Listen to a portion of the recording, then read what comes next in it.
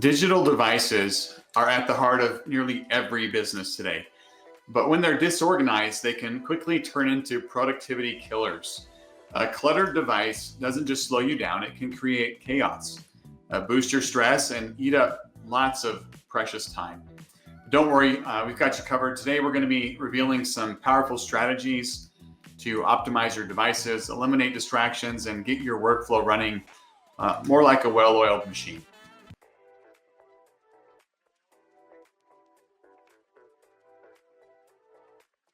Hello, everyone. I'm Michael Kinnett. I'm CEO and founder of iTernal Networks. And here at iTernal Networks, we believe in empowering businesses and individuals with the knowledge that they need to succeed. So every Friday at 1 p.m. Pacific, I go live on all of our social pages here to discuss different topics, cybersecurity or technology related, to help empower others. These live streams really are aimed to help other people feel more confident in their knowledge of business technology and cybersecurity. We're dedicated to creating safe and secure environments for people and businesses to thrive and do what they love. And staying educated on technology and the latest cybersecurity threats and things to be aware of is a big part of fortifying your business environment so you can really focus on doing the things that you love. At the end of the live stream, I'll be answering questions from the audience. So if you have any questions at any point in time, please post them in the comments and we'll review those at the end. That being said, let's dig into the topic for today. Disorganization in your work devices can turn even simple tasks into time-consuming obstacles. Finding that important file, managing your email inbox, or navigating a cluttered home screen can quickly become overwhelming. These somewhat small inefficiencies add up, affecting your workflows, increasing security risks, and ultimately slowing you down. A well-organized digital space can help you to focus, it can boost your security, and make sure that your technology serves you, not the other way around. Organizing your devices is a lot more than just about productivity. It can improve your mindset. With less digital clutter, you can experience reduced stress, enhanced focus, and have more effective task and time management. This can lead to better work performance and an overall positive impact on your daily routine in general. So let's talk about some ways that digital clutter can negatively affect you and your employees' work. And then we're going to dig into how we can fix those things. First, wasted time. This is a big one. Searching for files or apps can consume valuable minutes every day. And it truly does all add up, which leads to decreased efficiency. Slow and disorganized devices can bog down your workflows and can prevent you from being as efficient and as effective as you normally are, as you could be. This also leads to higher stress levels, which, anytime you've got lots of clutter and lots of things around you that can increase your stress, and an overwhelming workspace makes even little tasks seem more difficult than they need to be. Security risk is another big one. Unorganized files and outdated software can open the door for cyber threats. So let's now move on and talk about some strategies. I've got 8 that we'll be discussing, 8 different strategies to organize your devices and boost your productivity. And these are in no significant order. So first, declutter your home screen. Some of you may laugh, right? But I've seen home screens with literally hundreds of shortcuts and applications that make it virtually impossible to find anything. A cluttered home screen can distract you and can slow down your workflow. If you can't find what you need to open or what you need to be working on, how are you supposed to be effective, right? So here's some ways to streamline it. First, remove any unused apps. Uninstall apps that you haven't used in the past few months to clear space. Group similar apps together. Create folders like work, finance, communication, personal, to keep those app shortcuts and files organized. Use a minimalist wallpaper. Opt for something that's simple, neutral, some background that's not going to distract you from other things. Also, a busy background can make it hard to find what's on your desktop, right? If the files and folders just kind of like are hidden in what's behind them. So that can help with that as well. Organize your files and folders for quick access. So this is tip number 2. An organized file system is essential for a smooth workflow. Don't just randomly throw files and folders all over the place. Make sure you come up with a logical folder structure.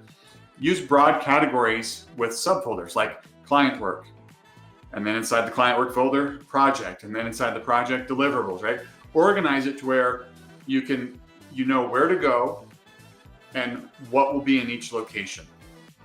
When you're naming your files, use descriptive file names. Clear, specific names can help you search and find documents much faster. And set aside time to regularly clean up and reorganize, because it happens to all of us. Even those that are very organized and have all the structure in place, over time, some files get put where they're not supposed to. Things don't get named right. So set reminders to go in and clean things up. Delete any outdated files. Maintain organization. If needed, have a folder where you're like, no, I don't know where this should go. Put it in there and then set aside time to go in and figure out where it should go and maintain that logical structure and organization. Also, set aside once a year, I would suggest maybe January, to do an annual deeper clean where you archive old data, possibly even delete the oldest. If you're obligated to maintain financial records, say for 7 years, there's no need, unless you have internal business needs, of maintaining it back 20 years, right? So archive what you don't need immediate access to keep things clean and efficient and organized, and delete the stuff that's not needed anymore. Get rid of the clutter. All right, tip number 3, we're going to talk a little bit about email management and how to optimize your email management to help reduce overload. A disorganized inbox can be overwhelming. Take it from one who knows, right? I mean, I've been there. So here's some tips on how to regain control over your inbox. First, create folders and labels to keep things organized. Categorize emails in ways that make sense to you. Some ideas might be urgent, follow-up, reference, processed, right? So create these, and depending on whether you're using Google Workspace or Microsoft 365, whether they're folders or whether they're labels.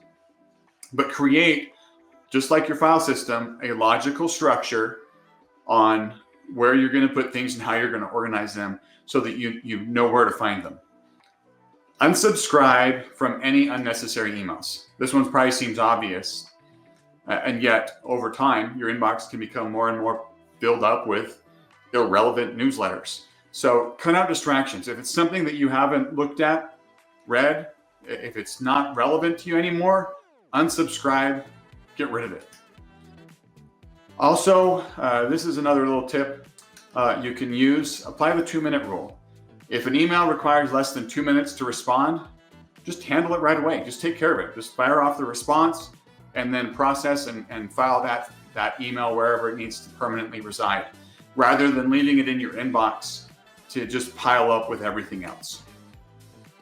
All right, moving on to tip number 4 here. This is, we're gonna talk about your browser and how you can improve your browser efficiency for faster navigation and for just a more streamlined workflow. Your web browser is critical for productivity. With more and more apps moving to the cloud, more and more of us are spending a good chunk of our day in the browser. So it's important that you optimize it. Here's some steps that you can use to optimize your browser. First, organize your bookmarks. Group bookmarks into categories like work resources, finance tools, personal, shopping, right? Once again, just like in other areas, choose a logical structure that makes sense for you to where you can organize and get rid of some of the clutter. Browser extensions are amazing and can increase efficiency to a certain point.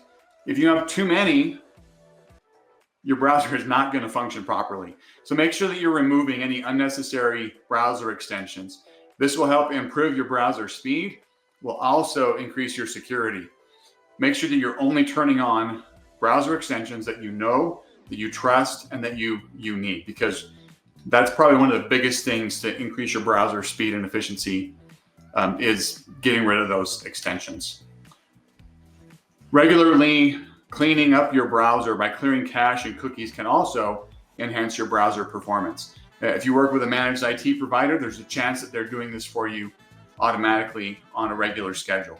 If not, regularly plan time to go in and clean that out, clear the cache, clear the cookies, reset things to get things back to optimum performance in the browser. All right, tip number 5 here. We're talking about password management. Password management is important for security, but it's also important for your workflow. Good password practices are crucial for securing your business data. I highly recommend using a password manager. This allows you to store all of your passwords in one place. It allows you to auto-generate strong passwords, and it allows you to automatically fill those in, saving you time, making more effective and more efficient. No more need to oh, what was that password? Let me go pull out my file folder. I know I'm not supposed to, but I wrote it down on the back of my keyboard, right? It eliminates all of that. Tools like Keeper, MyGlue, 1Password, LastPass, there's lots of them out there. If you'd like a recommendation, please reach out to me. We can definitely help you out with that. Using a password manager makes these other things so much easier, like generating strong, unique passwords. Avoid reusing passwords. Make sure each one is 16 characters or more. We used to recommend 8, then we recommended 12. Now we're up to 16. My default is 20 characters or more for mine, because I just want to be ahead of the curve when things advance and the criminals can now hack faster, right? So just make sure you're using strong, many characters. Turn on two-factor authentication wherever you can to add an extra layer of security in your accounts. If you're using a password manager, many of those can incorporate that two-factor authentication in, or there's some like Microsoft Authenticator where it will push it out to your phone.